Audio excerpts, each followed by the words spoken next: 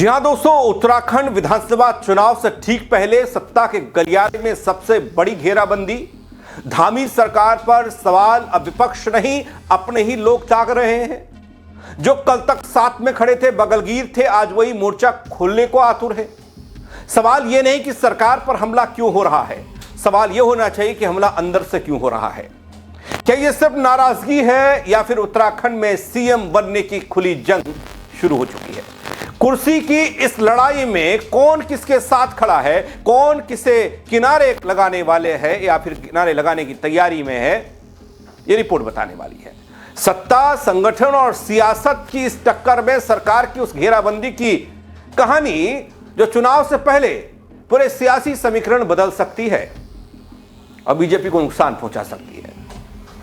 क्यों कह रहा हूं, बताऊंगा आपको रिपोर्ट के जरिए। पूरी खबर। नमस्कार, पहला मैं पंकज रौतेला, आप देख रहे हैं उत्तराखंड न्यूज।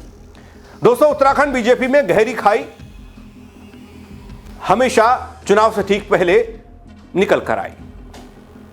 त्रिवेंद्र सिंह रावत, अनिल बलूनी और अन्य नेता, अरविंद पांडे हो, मदन कौशिक हो, विशन सिंह चुफाल हो, ये और भी, अभी इसमें बहुत सारे किरदारों की एंट्री होना बाकी है।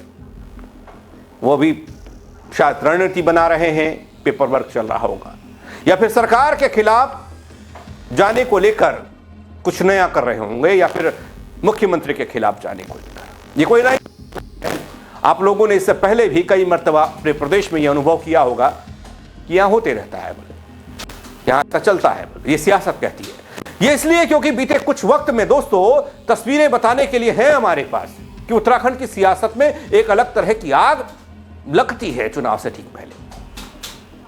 फिर वो कांग्रेस रही हो, बीजेपी रही हो, बीजेपी के अंदर तो धीरे धीरे वो आग अब सुलगती हुई दिख रही है।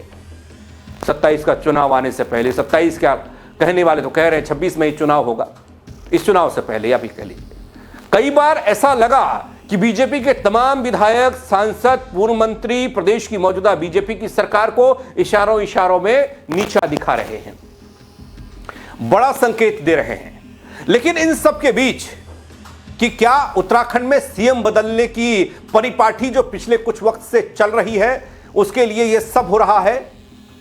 क्या कोई सीधे सीएम धामी को टक्कर दे रहा है या चुनौती दे रहा है, सरकार को चुनौती दे रहा है? क्या कोई सीएम धामी को हटाकर खुद उस कुर्सी पर बैठना चाहता है, और वो भी चुनाव से पहले या चुनाव के बाद? कई सारे सवाल होंगे ना ऐसे। क्या ये उसी की कसरत चल रही है? ये वो सवाल है जो सवालों का शोर इस वक्त उत्तराखंड की सियासत में एक बार फिर से सुनाई देने लगा है। क्या उसी के लिए ये लामबंदी, ये गोलबंदी, ये घेराबंदी, ये गढ़वाल से कुमाऊं, इधर से उधर के चक्कर लग रहे हैं, फलाने को साथ लाना, उससे किनारा करना, ये सब उसी के लिए हो रहा है।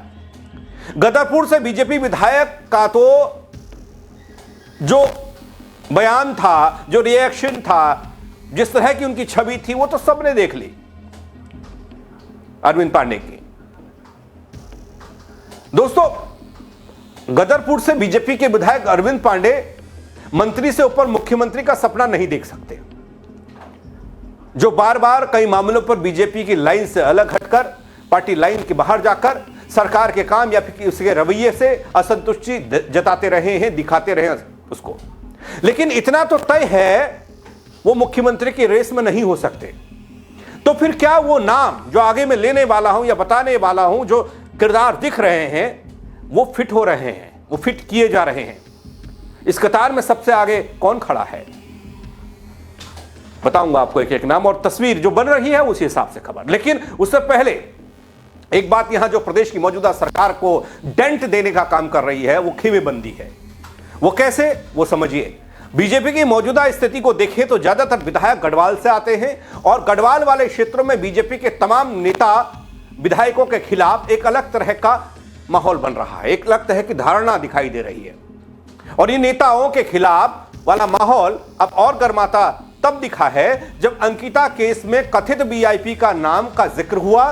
तब बीजेपी वालों को जनता घेरने लगी, जवाब मांगने लगी। बीजेपी के मौजूदा विधायकों को सवाल देना भारी पड़ा, जवाब जनता को संतुष्ट नहीं कर पाए।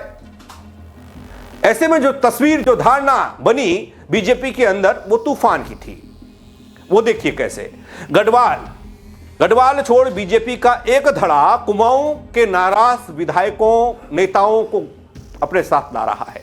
बीजेपी के बड़े नेताओं को लामबंद करने में जुटा है। इसे थोड़ा ऐसे समझिए, उत्तराखंड की सियासत में जो सक्रिय लोग हैं, जो एक्टिव लोग हैं, उन पर की नजरें रहती हैं।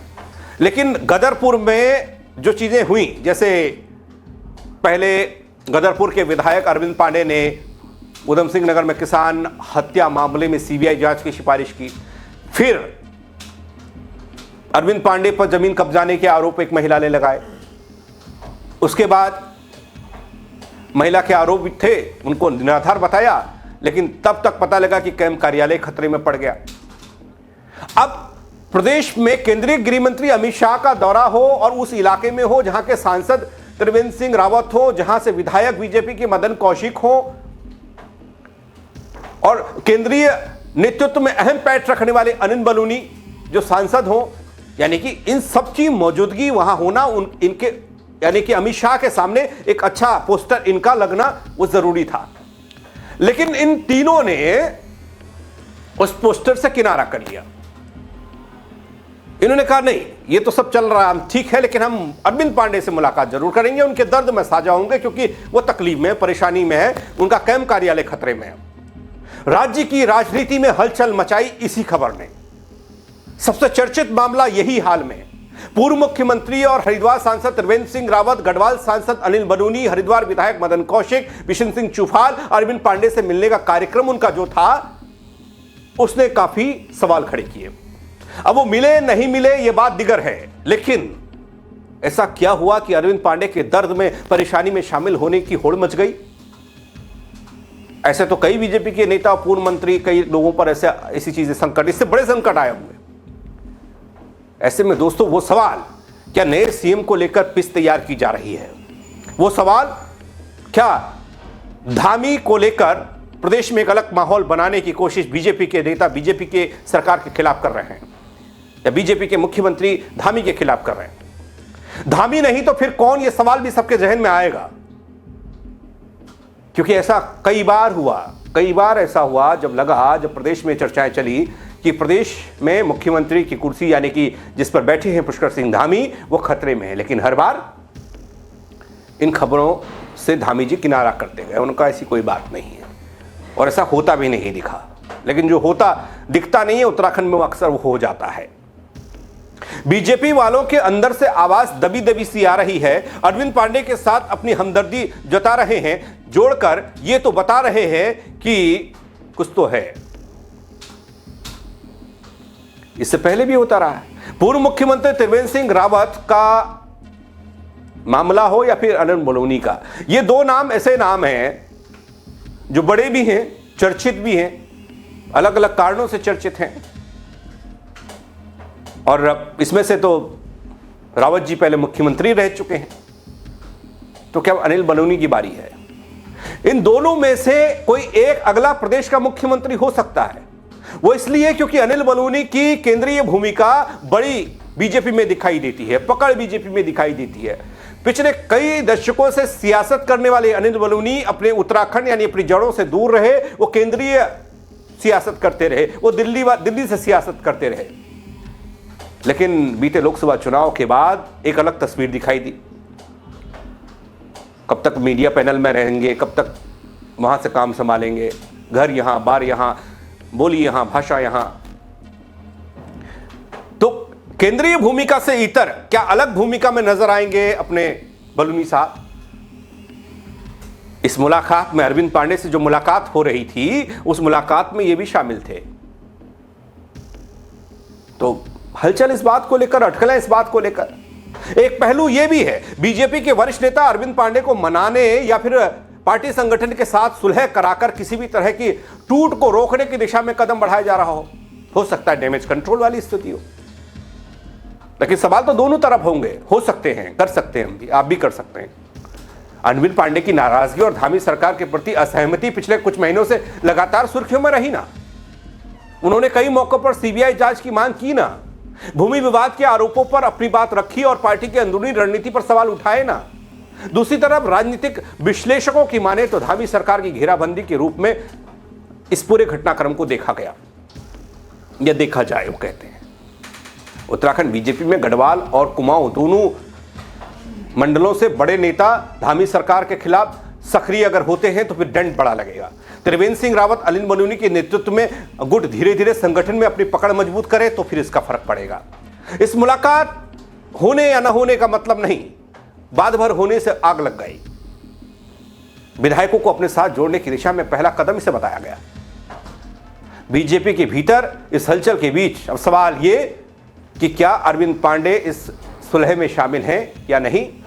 पांडे का विरोध केवल व्यक्तिगत नाराजगी है या फिर अब वो पार्टी वाली नाराजगी, पार्टी के और नेता उसमें जुड़ जाएंगे। इसका प्रभाव क्या कुमाऊं क्षेत्र के अलावा गढ़वाल में भी पड़ेगा। क्या जो मुख्यमंत्री बदलने का इशारा मैंने किया या जो बात लोग कह रहे हैं वो चुनाव से ठीक पहले होगा या फिर ये अगले चुनाव के बाद की परिपाटी अभी से लिखी जा रही है कि भाई चुनाव होगा तो उसके ठीक बाद ऐसा होगा। ऐसे में थोड़ा वक्त तो देना होगा। जैसे कुछ नई चीजें आएंगी वो आपके बीच में रखूंगा जरूर, लेकिन गुटबाजी के चक्कर में बीजेपी अब विपक्ष के सवालों के जवाब भी देने मुश्किल हो गए। इससे पहले आम जनता ने सवाल किए थे, अब बीजेपी को बीजेपी वाले ही घेर रहे हैं, चुनौती बीजेपी के लिए ही बन रहे हैं। देखना बड़ा दिलचस्प होने वाला है। अक्सर जिसका नाम रहता है वह चर्चाओं में उत्तराखंड के मुख्यमंत्री के पद को लेकर, वो मुख्यमंत्री नहीं बनता तो दूसरा कौन बनता है? दूसरा वो बनता है जो उसको सहायक होता है। त्रिवेंद्र सिंह रावत की एक्टिवनेस और उनके बयानात चर्चा में रहे हैं, उनके नाम अक्सर सुर्खियों में रहे हैं, पहले भी मुख्यमंत्री रह गए। लेकिन Anil Baluni side by side चल रहे हैं। क्या अनिल बलूनी अगले मुख्यमंत्री हो सकते हैं? कुछ कहा नहीं जा सकता। बीजेपी उत्तराखंड को एक प्रयोगशाला के तौर पर देखती रही है, उसके प्रयोग सफल रहे हैं। हालांकि कई प्रदेशों में ऐसे चुनाव से ठीक पहले बीजेपी ने किया है, लेकिन इस बार होगा या नहीं होगा, इन सब के बीच उत्तराखंड की सियासत फंसी हुई है। बीजेपी के अंदर गुटबाजी चरम पर दिख रही है और संकेत इसी ओर इशारा कर रही है कि कुछ बड़ा तो होगा, कुछ बदलाव तो होगा। जो बदलाव होगा वो बताऊंगा आपको, लेकिन ये जरूर आप बताइएगा कि सीएम को लेकर वो चेहरा अगर बीजेपी की तरफ से ही देखा जाए तो सीएम धामी को बढ़िया तरीके से लोग देखते हैं। अभी तक उनकी छवि को सरल स्वभाव के बताए जाते हैं, लेकिन सरल स्वभाव के तो अनिल बलूनी साहब भी है, उनको भी यही कहा जाता। तो कौन सा चेहरा ऐसा जो फिट बैठेगा? अब सरकार बदलने से ही तर बीजेपी के अंदर ही अगर चुनाव से पहले ऐसा कुछ होता है तो कमेंट के जरिए जरूर बताइएगा। खबर को शेयर करिएगा। मेरे साथ जुड़ने के लिए आप सबका बहुत शुक्रिया। जय उत्तराखंड।